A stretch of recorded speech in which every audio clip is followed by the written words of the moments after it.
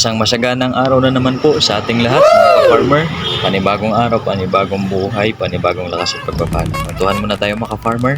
Ito po yung grapes namin na naipunla. So ayan, sige, hipuin mo pa. Sige, para maputol. Masayang pinaghirapan natin. Okay, so mga ka-farmer, masaya lang po ako kaya nais kong ibahagi sa inyo yung update po sa grapes na naipunla namin. Ito po ay sanga at ito na po siya sa loob po ng ilang araw. Samahan niyo po ako mga ka-farmer. Tara!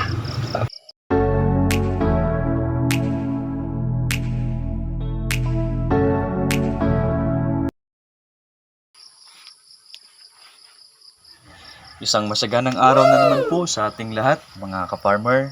Panibagong araw, panibagong lakas, at panibagong pagpapala naman po sa ating lahat. At ngayon naman mga ka-farmer ay update po namin kayo sa amin pong tanim na grapes. Ito po mga ka-farmer, tuturo po namin sa inyo yung process. So kung isi-zoom po natin mga ka-farmer, tignan po ninyo sa malapitan. Yan na po sa loob ng 3 araw. Yan na po yung ating nakikitang outcome. O diba, napakaganda. Isang fulfillment na may achievement tayo. Nagbubunga yung ating sipag, yung ating pagtitiyaga. Panalangin natin lalo tigit. So kung napapansin po ninyo mga ka-farmer, mayroon na po siyang dahon doon sa loob ng 3 araw.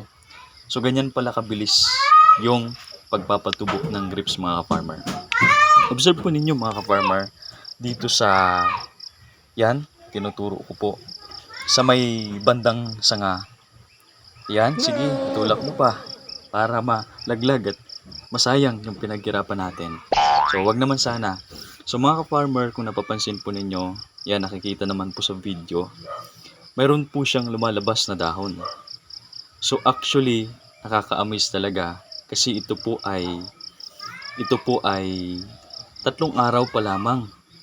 So, ang process lang po, ibabad natin sa magdamag, and then kinaumagahan, ay itatanim na po natin kagad. So, ganun lang po siya kadali mga ka-farmer. Kaparehas pala siya ng lagundi na yung lagundi ay pwede din pong itanim yung sanga. So, itatry po natin. Dito po sa atin pong lugar, actually yung lugar po natin ay mainit po. Akala ko dati sa Baguio lang to, sa may malamig banda. So, yan, nagtuturo naman yung aking malikot na kamay.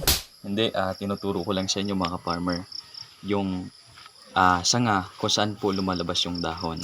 So yun lang po mga ka-farmer, salamat sa panonood. Abangan nyo po ang ating next update patungkol po sa atin pong tanim na grapes. Napakaganda. God bless po, isang masaganang buhay sa atin.